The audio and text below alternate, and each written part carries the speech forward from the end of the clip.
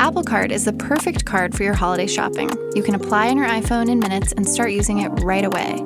You'll earn up to 3% daily cash back on every purchase, including products at Apple, like a new iPhone 16 or Apple Watch Ultra. Start holiday shopping for your friends and family today with Apple Card. Subject to credit approval. Apple Card issued by Goldman Sachs Bank USA, Salt Lake City branch. Terms and more at applecard.com. You know that feeling when you're at Ross and you find the best gifts for way less? Like brand name sweaters, the coolest kids' toys, and plush dog beds? Get that feeling with every gift and save 20 to 60% off other retailers' prices. At Ross, yes, for less. Hey, How To listeners, happy holidays. This is Carvel Wallace, and we're off for the rest of the year, but we did want to leave you with this audio treat that hopefully makes spending time with your family a little easier this holiday season. You'll learn how to talk politics with your parents without yelling, and you'll get to hear our listener navigate a real-life conversation with her dad and actually get somewhere productive. So I'm going to turn the mic over to our former host, Amanda Ripley. Enjoy. You know, there's a desire to connect, and we do have opinions and want to talk about the world, and yet we can't do it in a way that doesn't end up with yelling, hanging up, swearing the other person off, or overall just feeling crappy and angry is one thing, but also just sad. I think disappointed that we can't find a way to talk about this. Welcome to How To. I'm Amanda Ripley. I don't know about the rest of you, but sometimes it can get pretty annoying when I get added to a big group chat or email chain and my phone just starts blowing up with memes and forwards and jokes. But for our guest this week, that sound fills them with an extra dose of dread. I have a family situation, a pickle, you might say, that I'm hoping y'all can help us out with today that deals with political emails and fathers. That's Jen Brandel. She's a friend of mine who I've worked with on a couple different projects, and she's also a journalist from Chicago who co-founded Hearken, a company that helps organizations listen and connect better with their audiences. Which is to say, Jen is a pro at communicating, one of the best I know, which is why it is so frustrating to her that she and her brother Todd get these email forwards from their dad that leave them occasionally baffled and frequently fuming. Hi, I'm Todd. I'm 45 years old, married with a daughter. I'm in software development and very much have strong political opinions and find myself getting into passionate and dispassionate arguments with family and friends all the time. Overall, Jen and Todd describe their family as pretty tight-knit. We all get along well, and I'm grateful for that. We all get along well most of the time, I should say. And my dad is someone who is very extroverted. He's very Mr. Party guy, and he's someone who likes to send us political articles that oftentimes not only don't align with our worldview, but are actively either, I don't know if I should say racist, because they can be, but they're really upsetting. And we end up getting into it over email or over text or over phone. I have hung up on my dad before, which I'm not proud of. And I personally have kind of decided to just give up and not talk about any of this stuff with him. I've asked him to take me off of his emails that he sent, which he hasn't done. Now, you might be wondering, what are these emails? Well, they usually start out with pretty benign subject lines like food for thought. Then the body of the email is a slanted piece of commentary, often written to provoke, the kind of thing your own family members might post on Facebook. The most recent forward from their dad had the subject line, "I used to be a normal person," and it starts out like this. I used to think I was pretty much just a regular person, but I was born white into a 2-parent household, which now, whether I like it or not, makes me privileged, a racist, and responsible for slavery. I am a fiscal and moral conservative, which by today's standards makes me a fascist because I plan, budget, and support myself. It goes on from there, but you get the idea. These emails, they just appear in Jen and Todd's inboxes without much context, and they go out to a large group of people. It's just become this moment where it feels like as things heat up for the midterms and 2024 elections, we're just going to wade into this territory where all of our blood boils. We might not talk to one another for a few days or longer. I know Todd has talked about disowning our dad before. Disowning our father is a little tongue-in-cheek, but the conversation just always tends to devolve into labels and political parties and what about this and, all the whataboutisms. So that's the part that just gets me really frustrated. And that's where I'll think we're having a breakthrough and I think we're having meaningful conversation. And then I realize at the very end, he'll say something where it's like, we're right back to where we started. Like none of this has landed. And I've tried everything. I've tried writing long, thorough, thoughtful, hopefully empathetic emails back to him where I'm trying not to just be like, I can't believe you said that, or, not trying to be actively mean to him or condescending. So it sounds like it's kind of a crack in the foundation and you would like to have better conversations about hard things that matter to you. Is that right? I'd say that's correct. And if we're people who already have a pretty good foundation and relationship to go off of, and we can't do this in, I don't even want to say a civil way, but in a way that allows us to connect on this, then I know that's happening everywhere across the country. And the divisiveness that we're experiencing right now as a country is a representation of what's happening too at the dinner table. And I feel like as much as the problem can start here, the solution might be able to as well. Nearly half of Americans say they've stopped talking to someone about politics due to something they said. You all know this. We're increasingly sorting ourselves into segregated political camps, which usually doesn't end well throughout history. We hang out with each other less, we marry and date less outside of our own party. Research shows that people are even discriminating against job applicants based on their politics. So conversations like this with our family might be the last best path to understanding each other and interrupting that spiral, which is why we called Monica.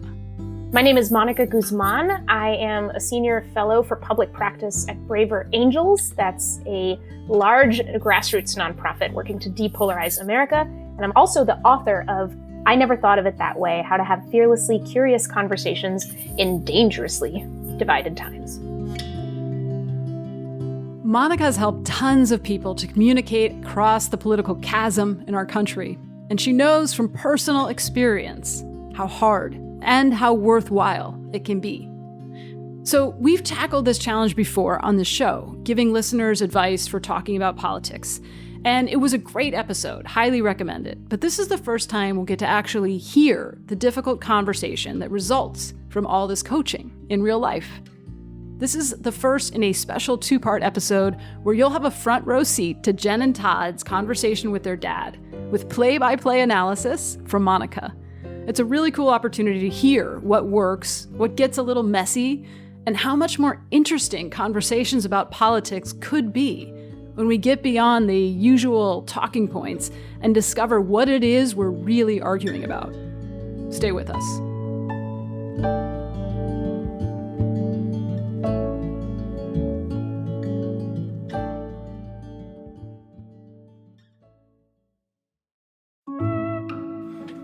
This podcast is brought to you by Progressive Insurance. You chose to hit play on this podcast today? Smart choice. Progressive loves to help people make smart choices, and that's why they offer a tool called Auto Quote Explorer that allows you to compare your Progressive car insurance quote with rates from other companies, so you can save time on the research and can enjoy savings when you choose the best rate for you. Give it a try after this episode at Progressive.com. Progressive Casualty Insurance Company and Affiliates. Not available in all states and situations. Prices vary based on how you buy. Apple Card is the perfect card for your holiday shopping. You can apply on your iPhone in minutes and start using it right away. You'll earn up to 3% daily cash back on every purchase, including products at Apple, like a new iPhone 16 or Apple Watch Ultra. Start holiday shopping for your friends and family today with Apple Card. Subject to credit approval. Apple Card issued by Goldman Sachs Bank USA, Salt Lake City branch. Terms and more at applecard.com.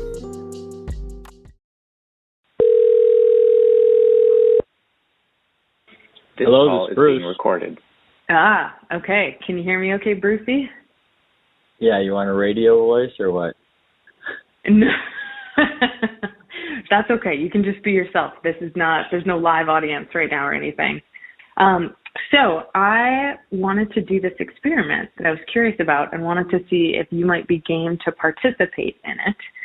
And what it's about is about having good conversations across differences in a family context, and specifically around politics.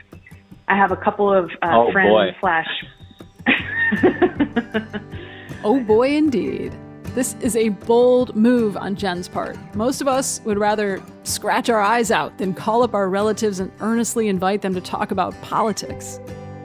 I've been going around the country, hearing a lot of stories, and people just aren't sure how to even broach the subject, but there's so much internal frustration, and pent-up feeling, mostly about, as you all are saying, you want to have the relationship and you want to have the conversation. Sometimes when you can't have a conversation, the result is that you don't feel seen. You don't feel like this person knows you, and that's what's really going on. In your bio, you describe yourself as the proud liberal daughter of conservative parents. Oh, yeah. We're all Mexican immigrants. We became citizens in the year 2000. I was 17, but, they immediately started voting for Republicans, which should not have shocked me given all of our debates over the dinner table growing up. They're awesome. My mom does a dance class like 3 times a week. My dad is an avid bird photographer. And I tell a story about how he was doing his bird trail walking thing, and he saw this photographer that he admires on Instagram and had never met, and they start to chat, and the other photographer assumed, given his Mexican accent and the fact that the election was around the corner and that they were in Seattle, that my dad hated Trump and didn't want Trump to win. And my dad did not correct him. In fact, he told me he doubled down. He lied. He said, yeah, Trump, man. He just said more bad things about Trump. And he told me the story, and my mouth was open because for my dad to care what other people think to the point that he lies about his own beliefs, I've never even seen that. And the level of almost shame that was on his face when he was telling me this made me angry on his behalf. One of the lines in your book that really stopped me cold was from the introduction. Would you mind reading it for us? Yeah. Why, when I say that my parents are Mexican immigrants who voted for Trump, do I not say the rest of it? Why am I both eager and afraid to tell my fellow Seattle liberals that I not only speak to my parents, but that I understand them, that if I were them, I would have voted for Trump too? Say more about that. I almost didn't put this in the book because I was scared to admit it. I've, had a lot of conversations with both of them. My mother, she was a pro-life activist when I was in high school. She started the Right to Life Club. Mexican Catholic is a really strong form of Catholicism. It runs through my family, and it's beautiful. My dad is somebody who has looked at American politics and been pretty disappointed for a long time. My parents both chose this country, and I remember how they would study for their citizenship test, and they took it really seriously, and they knew more than me and most of my classmates.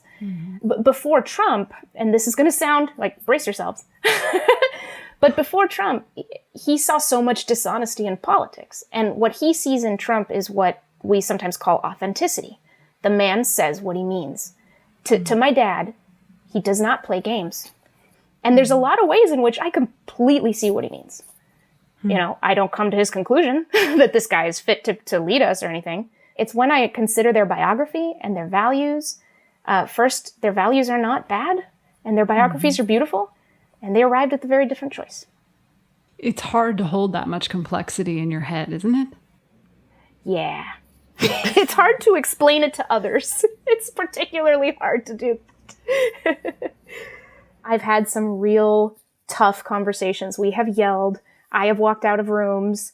I have not hung up on my mother, but I have at times done that cartoonish thing where you take the phone and you move it away from your face and you make a face at your husband who's in the room going like, "Can you believe this?" And then you bring the phone back and you take a breath and you try to continue. So yeah, it's a very common experience and it's a painful experience. And I hope that talking about it, we can get to some new ideas. What Monica's learned is that political fights these days are usually a proxy battle over something else. When it comes to our loved ones in particular, we want to be understood, to feel like we're known. That's a deep evolutionary need. But we have to untangle understanding from agreement. They're not the same thing. So that's our first rule. Look for understanding, not agreement. And that starts with explicitly inviting the other person to do the same, like Jen did when she called her dad. I have a couple friends in the field who've written about this, and one of them has a podcast, and I thought it would be useful at this moment in polarization and overall just deep divisions in the country, especially with an election coming up, to just see if I could use some of these techniques that I have learned and learn them alongside you and Todd as well. And we could just record a conversation like using these techniques and testing them out. Okay. Yeah. Okay, great. Yep. He was like remarkably easygoing about it. Mm-hmm. He was like, sure, whatever. It was like a blank check. How did it feel when you made that call? I felt pretty confident that he would say yes, in part because I think one of the things that I've been thinking a lot about as to why he sends these emails or why he tries to get into these conversations is because he'd like to connect. And I think the invitation for us to sit around and connect and have some time to really unpack something is attractive to him. Well, yeah, and I think this is a good chance to maybe jump in because where I might disagree with my sister a little bit is especially when it comes to the email forwards, he's not sending those to connect. He's sending those to jab us in the ribs. Like, he thinks this is like a little zinger. I'm like, aha, you little naive liberals, like this is the way the world really works.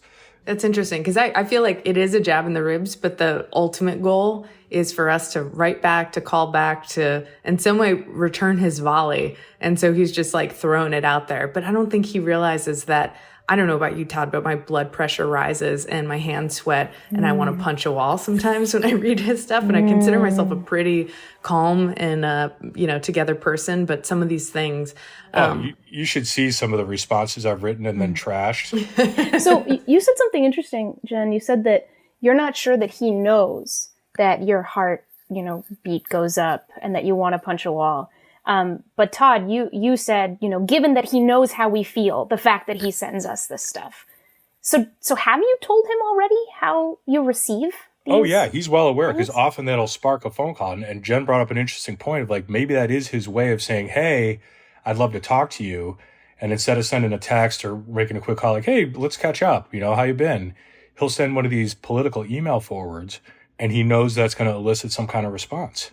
I think there's a phrase in psychology called negative connection, where people are trying to connect with you, and it can be in a marriage, it can be any kind of relationship, through like that crackle, right? That debate, that disagreement. Is that possible that that's happening here? I don't know. That feels accurate to me. What about you, Todd? Yeah, he likes to stir the shit. But I do think there's an element of that, for sure. So we all know that in most families, everyone has well-worn roles they play, for better and for worse. And it's really hard to change those roles. But the first step is to notice what's happening.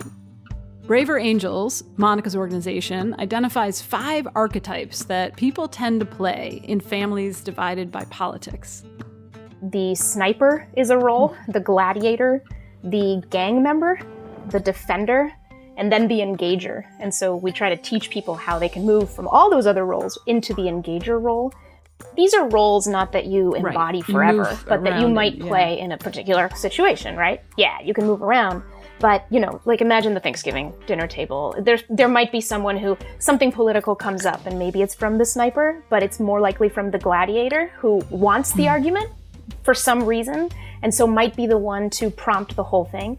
And then you'll have the defender. The defender's going, no, don't say that about so-and-so, that's not right. And then there's the sniper is more really hiding, waiting for the right moment to just boom, like in there with the talking point and trying to kind of score a couple of points. The gang member seems in a way motivated by wanting to take somebody's side and ally with somebody more than sort of represent maybe their own views. And then there's the engager who can sometimes find a way to, without blowing things up, get people to kind of air out what needs to be heard, and then maybe get everybody to some kind of understanding about the situation at hand, or maybe that we should just pass the turkey. What do you guys think about that? Do you think your dad moves through a few of these different roles depending on the context? I think so. Yeah, I definitely feel like the sniper and the gladiator are where I see him show up in terms of politics in those conversations. What about you, Todd? Yeah, I think the same. Mm-hmm. Mm-hmm. And which role do you think that you play? I want to think I'm the gladiator, but I like to also think I can be somewhat of a mediator and try to at least resolve conflict by taking things people are saying and, finding common ground and trying to bridge that gap. And I've tried those strategies with my dad a bunch of times. And that's like, I think we're making progress and I feel like we're getting to a place where we're about to agree. And then he just rips the rug out by saying something at the end where I'm like, all right, none of this has landed. So you said something interesting there. I was going to ask you to explain a little bit. You had said, it feels like we're getting somewhere and then something will happen. And I was going to ask you, what do you mean by getting somewhere? And from what you just said, it sounds like by getting somewhere, you mean it feels like we're about to agree. And so is agreement the goal? Yeah, that's a good point, because selfishly, I think getting somewhere means getting him to see things my way, right? Which I know isn't always the goal and probably is a selfish goal. Yeah, persuasion and changing minds. And there's been a lot of research on this, but it's very, very difficult for that moment to happen in the course of an argument. Here's the thing. People do change their mind, but it doesn't happen overnight. And it helps if they feel seen as three-dimensional humans. So far, we've told you that Jen and Todd's dad is conservative, extroverted, funny. What we haven't told you is that he grew up in a working-class family outside of Chicago. He played hockey, became a salesman. He can chat with pretty much anyone.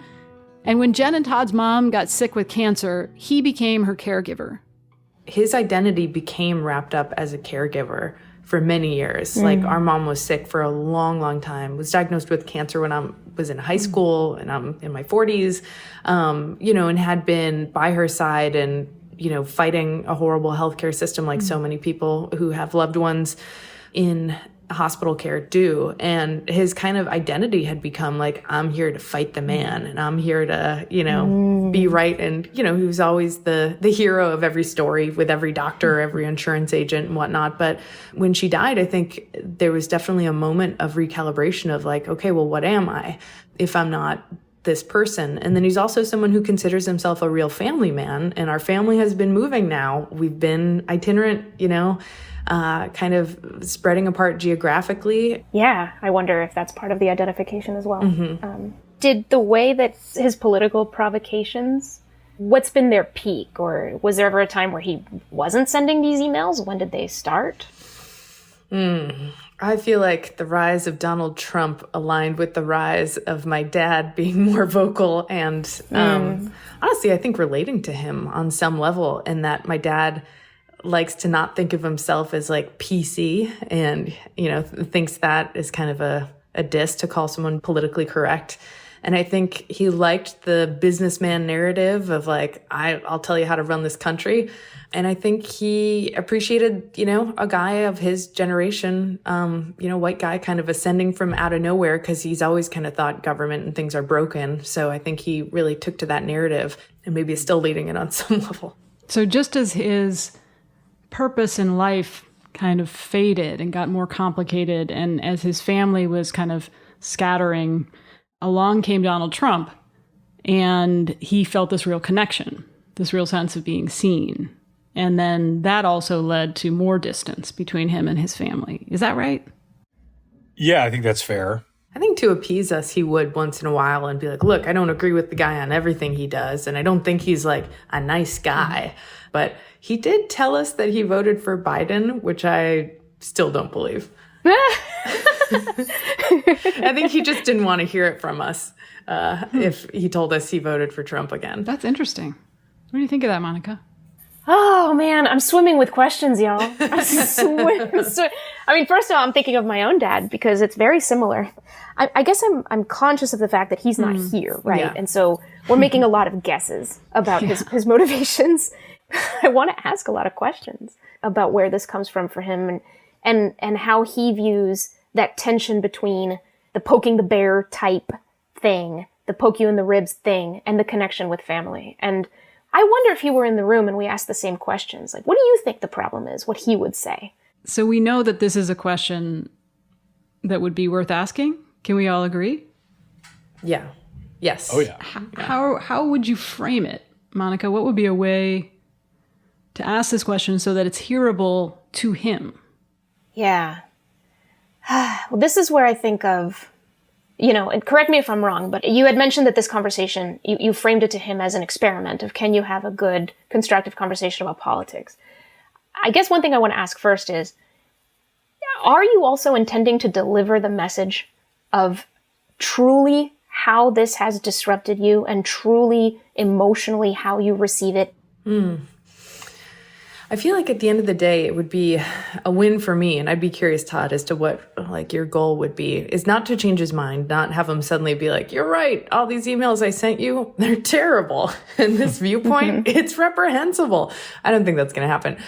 But I want us to be able to have a conversation in which we feel like we have understood each other, even if we don't agree. You'd like to understand him better and have him understand you better. Yeah. And it sounds like you're looking for understanding both on your views and on how you share your views, vis-a-vis emails and other things. Like you want to have the conversation about how you have conversations better as well.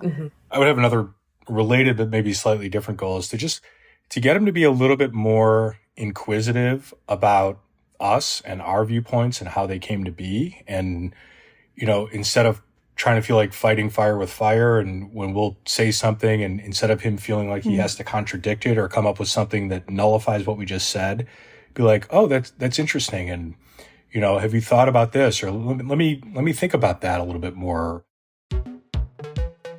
Jen and Todd have their goals, and they don't include changing their dad's mind, at least in theory. But one thing we know about our current political climate is that none of this will come naturally.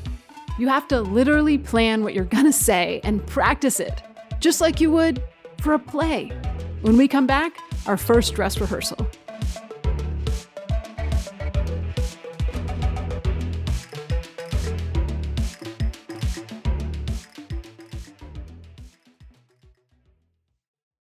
Some people think self-care is indulgent. You know firsthand that's a myth. And you know what else is a myth? That Discover isn't widely accepted. The truth is, Discover is accepted at 99% of places that take credit cards nationwide. You heard that right, 99%. And every time you make a purchase with your card, you automatically earn cash back. What better excuse to take your self-care Sunday out of the house and into the occasional spa visit? It pays to Discover, based on the February 2024 Nielsen report. Learn more at discover.com/creditcard. How about listening to the sounds of Istanbul?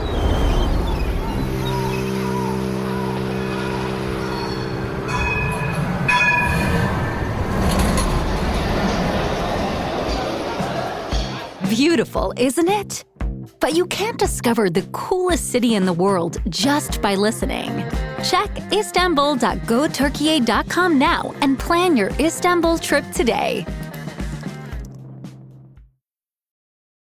This episode is brought to you by Vuori. Give the active people in your life something they'll truly appreciate. Performance apparel from Vuori. Whether they're into running, surfing, hiking, or even just casual walks around the block, there's something for everyone. And if you're not sure what to gift them, you can't go wrong with something from Vuori's Dream Knit collection. It's the perfect gift and so comfortable. Get 20% off your first purchase today at Vuori, VUORI.com/Spotify. We're back with Jen and Todd, siblings who really want to change how they debate politics with their father. And Monica Guzman, author of I Never Thought of It That Way, How to Have Fearlessly Curious Conversations in Dangerously Divided Times. Now, we're going to dive into conversational tactics. The most important one, make it personal.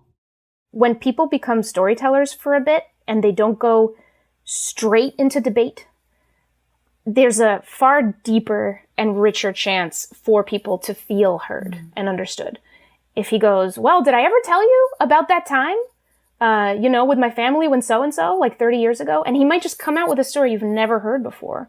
And so not only will it help you understand, your father's politics, but it'll help you understand your father. And that becomes a really good model for seeing behind our opinions, because we do kind of tend to just go straight to the opinions because that's the 1v1 showdown. That's what it's all about. But when it comes to people feeling understood, the opinion isn't necessarily the center of it. I think that makes a lot of sense. And I really like how you frame that, because I haven't done it so explicitly. And if you do that, the hope is, of course, that he'd want to do that with you. Curiosity tends to be contagious. You can't control for that. You really can't.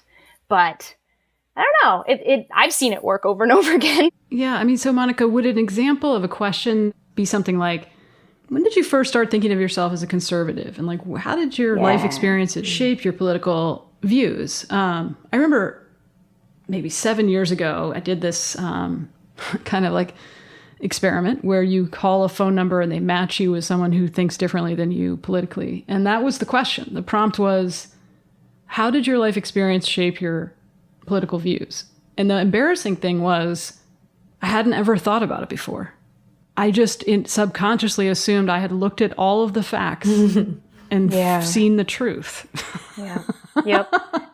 Which is nonsense. Braver Angels did a workshop with members of the Problem Solvers Caucus in Congress, and but at least one member ended up in tears because of the stories that had come out. We don't tend to ask ourselves those questions. We look at each other as sort of walking opinions, and that's all that you can engage. But the opinions are just the very, very tippity top of a journey through life that has shaped them, and it's looking at the journey that illuminates the opinion at the end of the day. It's harder to argue with someone's personal experiences. And the more personal you can keep it, the better it's going to go. But, I would expect that he is going to go back to the script and the talking points and the... Definitely. Yeah. If he gives a talking point, you could say something like, well, what has made you think that that's a really important summation of this, and try to get behind it. Try to get him to put it in his own words, because you care about him, not because you doubt the veracity of that slogan, which will be tough in the moment, by the way, because you will be triggered. It's gonna be really hard. Yeah. You'll be triggered and you might have to take a breath. And the other thing is, being triggered, one of the things you can do if you're still in conversation and it's not so bad that you just need to hit abort is naming it. You can say, hey, Dad, I just want you to know that. And even, be funny about it if you need to, but that particular slogan makes me feel some kind of way. And I can tell you more about that, later. But first, I just want to know more about what's behind that for you.